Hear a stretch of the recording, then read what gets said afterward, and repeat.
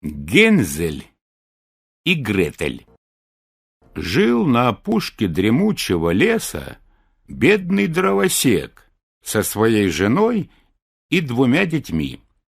Мальчика звали Гензель, а девочку — Гретель. Жил дровосек впроголодь. Вот наступила однажды в той земле такая дороговизна, что не на что было ему купить даже хлеба на пропитание.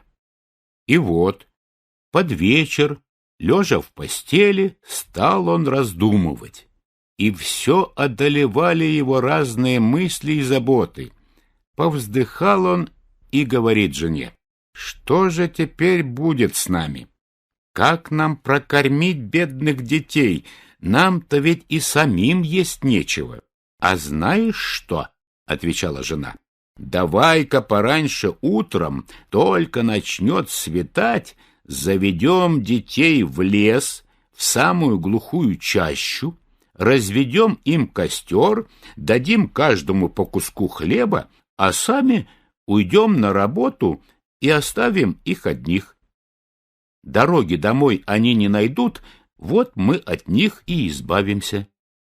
«Нет, жена, — говорит дровосек, — этого я не сделаю, ведь сердце-то у меня не камень, я детей одних бросить в лесу не могу. Там нападут на них дикие звери и их разорвут». «Эх ты, простофиля, — говорит жена, — ведь иначе мы все вчетвером с голоду пропадем, и тебе останется только одно — гробы сколачивать». И она донимала его до тех пор, пока он с ней не согласился. «А все-таки жалко мне моих бедных детей, — сказал дровосек». Дети от голода не могли уснуть и слыхали все, что говорила мачеха отцу. Залилась Гретель горькими слезами и говорит Гензелю: «Видно, нам теперь пропадать придется». «Тише, Гретель, — сказал Гензель, — не горюй, я уж что-нибудь да придумаю». И вот, когда родители уснули, он встал, надел свою курточку, отворил дверь в сени и тихонько выбрался на улицу. На ту пору ярко светила луна, и белые камешки, лежавшие перед избушкой, блестели, словно груды серебряных монет. Гензель нагнулся и набил ими полный карман. Потом вернулся он домой и говорит Гретель: «Утешься, милая сестрица, спи себе теперь спокойно, Господь нас не оставит». И с этими словами он снова улегся в постель. Только стало светать, еще и солнышко не всходило, а мачеха уже подошла и стала будить детей. «Эй вы, лежебоки, пора подыматься, собирайтесь-ка с нами в лес за дровами». Дала она каждому из них по кусочку хлеба и говорит: «Вот это будет вам на обед. Да смотрите, не съешьте его раньше времени, больше ничего не получите». Гретель спрятала хлеб в свой передник, ведь у Гензеля карман был полон камней, и они собрались идти вместе в лес. Прошли они немного. Вдруг Гензель остановился, оглянулся назад, посмотрел на избушку. Так он все время оглядывался назад и останавливался. А отец ему и говорит: «Гензель, чего это ты все оглядываешься да отстаешь? Смотри, не зевай, иди побыстрей». «Ах, батюшка, — ответил ему Гензель, — я все гляжу на свою белую кошечку. Вон сидит она на крыше, будто хочет сказать мне прощай».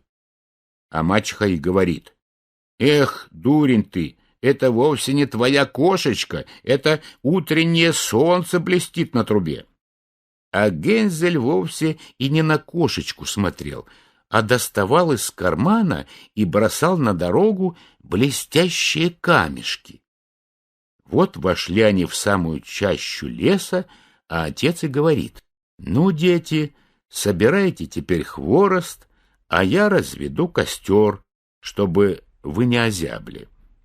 Гензель и Гретель собрали целую кучу хворосту.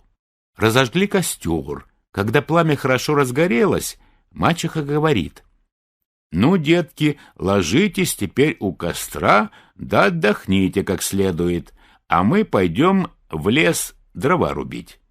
Как кончим работу, вернемся назад и возьмем вас домой».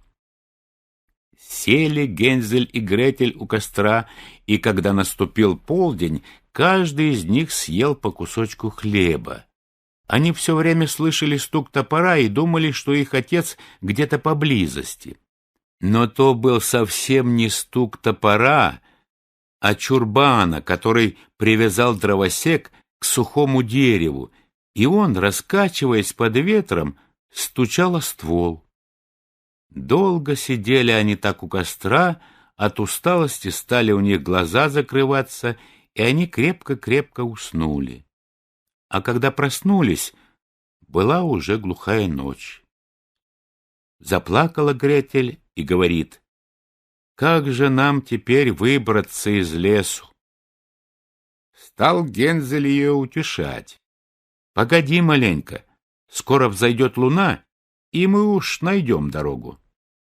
Когда взошла полная луна, взял Гензель сестрицу за руку, и пошел он от камешка к камешку, а сверкали они, словно новые серебряные денежки, и указывали детям путь-дорогу. Они шли всю ночь напролет и подошли на рассвете к отцовской избушке. Они постучались, мачеха открыла им дверь. Видит она, что это Гензель и Гретель, и говорит: «Что же это вы, скверные дети, так долго спали в лесу? А мы уж думали, что вы назад вовсе не хотите возвращаться». Обрадовался отец, увидя детей. Было у него на сердце тяжело, что бросил он их одних. А вскоре опять наступили голод и нужда. И дети услыхали, как мачеха ночью, лежа в постели, говорила мужу: «У нас опять все уже съедено, осталось только полкраюхи хлеба. Видно, нам скоро конец придет. Надо бы нам от детей избавиться. Давай заведем их в лес подальше, чтобы не найти им дороги назад. Другого выхода у нас нету». Тяжко стало на сердце у дровосека, и он подумал: уж лучше бы мне последним куском с детьми поделиться.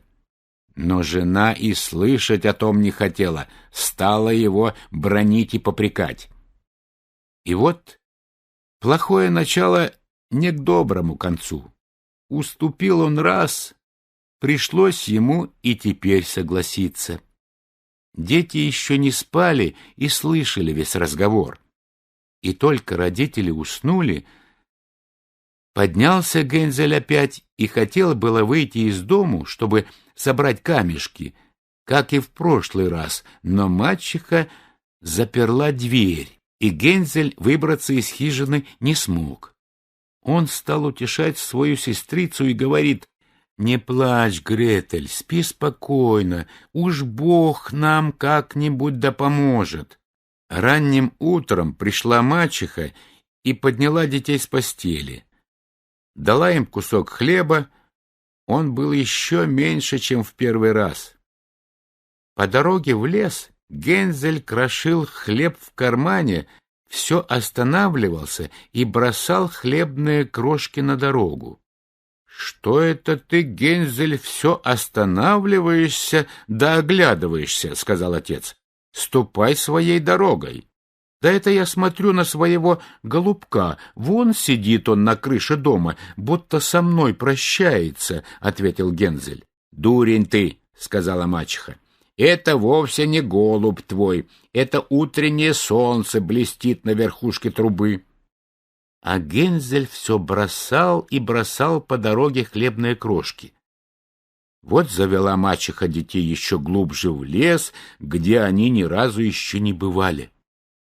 Развели они опять большой костер, и говорит мачеха: детки, садитесь вот тут, а устанете, так поспите маленько, а мы пойдем в лес дрова рубить. А к вечеру, как кончим работу, вернемся сюда и возьмем вас домой». Когда наступил полдень, поделилась Гретель своим куском хлеба с Гензелем, ведь он весь свой хлеб раскрошил по дороге. Потом они уснули. Но вот уж и вечер прошел, а никто за бедными детьми не приходил. Проснулись они темной ночью, и стал Гензель утешать сестрицу. «Погоди, Гретель, вот скоро луна взойдет, и станут видны хлебные крошки, что я разбросал по дороге. Они укажут нам дорогу домой». Вот взошла луна, и дети отправились в путь-дорогу, но хлебных крошек не нашли. Тысячи птиц, что летают в лесу и в поле, все их поклевали. Тогда Гензель и говорит Гретель: «Мы уж как-нибудь да найдем дорогу». Но они ее не нашли. Пришлось им идти целую ночь и весь день, с утра и до самого вечера, но выбраться из лесу они не могли. Дети сильно проголодались, ведь они ничего не ели, кроме ягод, которые собирали по пути. Они так устали, что еле-еле передвигали ноги. И вот прилегли они под деревом и уснули. Наступило уже 3-е утро с той поры, как покинули они отцовскую избушку. Пошли они дальше. Идут и идут, а лес все глубже и темней. И если бы вскоре не подоспела помощь, они выбились бы из сил.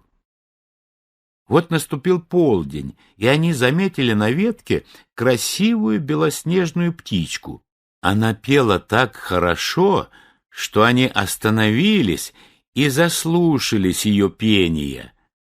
Но вдруг птичка умолкла и, взмахнув крыльями, полетела перед ними, а они пошли за ней следом и шли, пока, наконец, не добрались до избушки, где птичка уселась на крыше. Подошли они ближе, видят, сделана избушка из хлеба, крыша на ней из пряников, а окошки все из прозрачного леденца. «Вот мы за нее и примемся», — сказал Гензель, — «и то-то будет у нас славное угощение. Я отъем кусок крыши, а ты, Гретель, возьмись за окошко.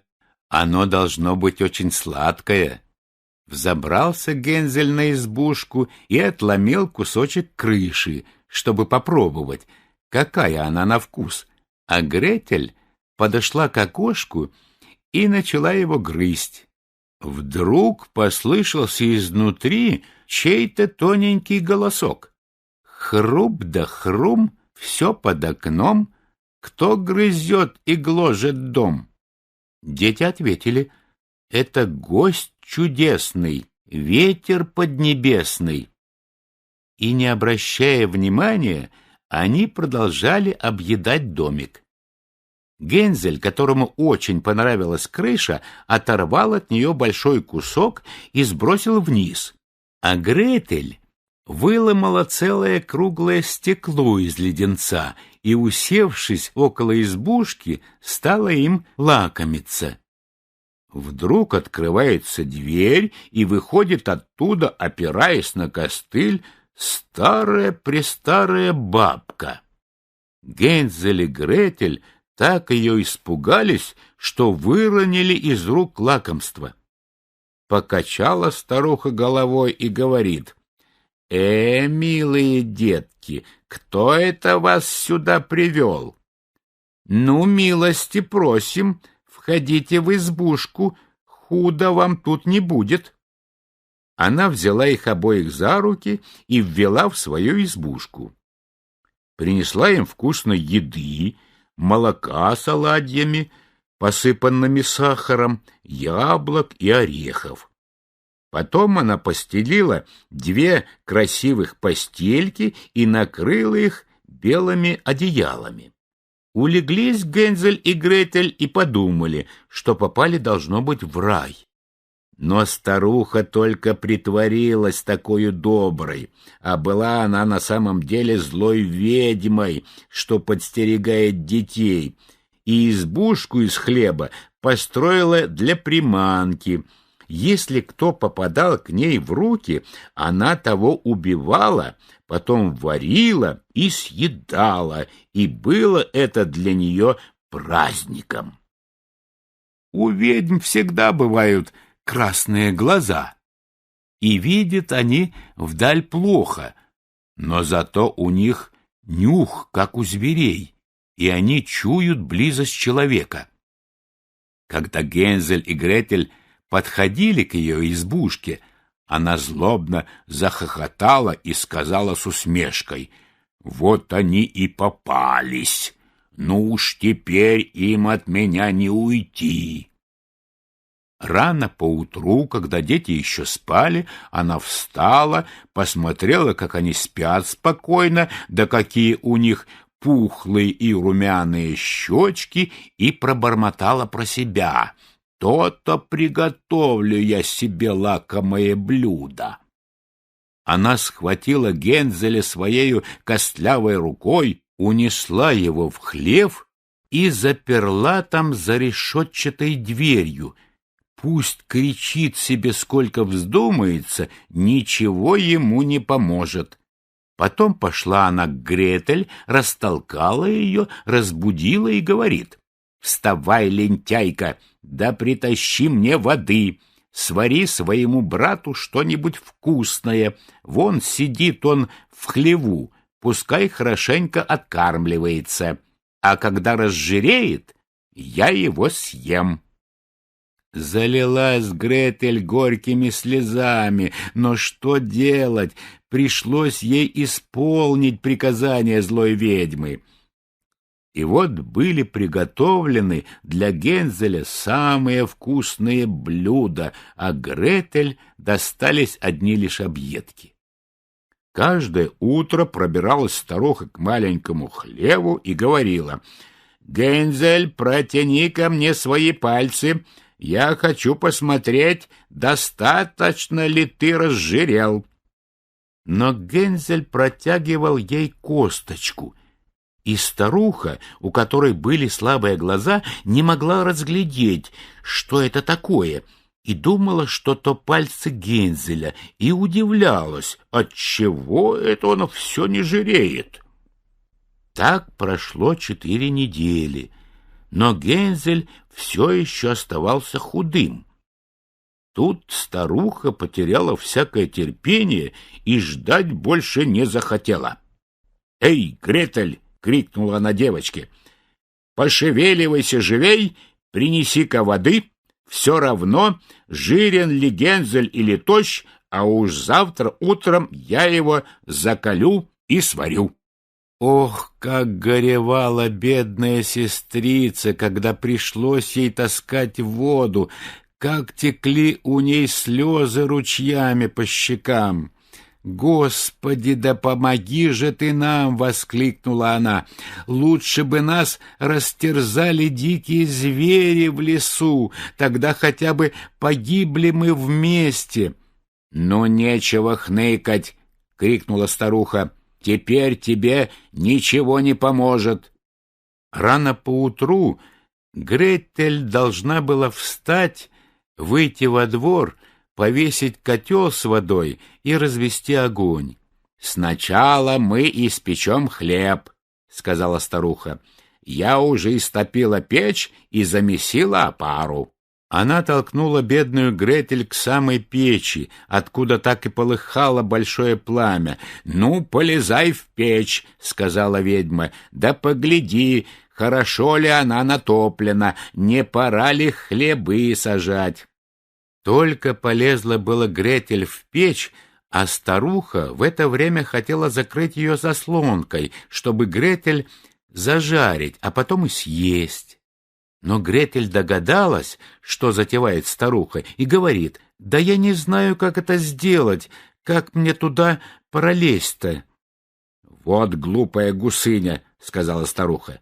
«Смотри, какое большое устье, я и то могла бы туда залезть». И она взобралась на шесток и просунула голову в печь. Тут Гретель как толкнет ведьму, да так, что та очутилась прямо в самой печи. Потом Гретель прикрыла печь железной заслонкой и заперла на задвижку. Ух, как страшно завыла ведьма! А Гретель убежала, и сгорела проклятая ведьма в страшных мучениях. Бросилась Гретель поскорей к Гензелю, открыла хлев и крикнула: «Гензель, мы спасены! Старая ведьма погибла!» Выскочил Гензель из хлева, словно птица из клетки, когда откроют ей дверку. Как обрадовались они, как кинулись друг другу на шею, как прыгали они от радости, как крепко они целовались. И так как теперь им нечего уже было бояться, то вошли они в ведьмину избушку, а стояли там всюду по углам ларцы с жемчугами и драгоценными каменьями. «Эти, пожалуй, будут получше наших камешков», — сказал Гензель и набил ими полные карманы. А Гретель говорит: «Мне тоже хочется что-нибудь принести домой», и насыпала их полный передник. «Ну а теперь бежим поскорее отсюда», — сказал Гензель, «ведь нам надо еще выбраться из ведьминого леса». Вот прошли они так часа два и набрели, наконец, на большое озеро. «Не перебраться нам через него, — говорит Гензель, — нигде не видать ни тропинки, ни моста, да и лодочки не видно, — ответила Гретель. А вон плывет белая уточка. Если я ее попрошу, она поможет нам переправиться на другой берег». И кликнула Гретель: «Утя моя уточка, подплыви к нам чуточку, нет дорожки, ни моста, переправь нас, не оставь». Подплыла уточка, сел на нее Гензель и позвал сестрицу, чтоб и она села вместе с ним. «Нет, — ответила Гретель, — уточке будет слишком тяжело, пускай перевезет она сначала тебя, а потом и меня». Так добрая уточка и сделала. И когда они счастливо переправились на другой берег и прошли дальше, то стал лес им все знакомей и знакомей, и они заметили, наконец, издали отцовский дом. Тут на радостях они пустились бежать, вскочили в комнату и бросились отцу на шею. С той поры, как отец бросил детей в лесу, не было у него ни минуты радости, а жена его померла. Раскрыла Гретель передник, и рассыпались по комнате жемчуга и драгоценные камни, а Гензель доставал их из кармана целыми пригоршнями. И настал конец их нужде и горю, и зажили они счастливо все вместе. Тут и сказки конец идет, а вон мышка бежит вперед. Кто поймает ее, тот сошьет себе шапку меховую, да большую-пребольшую.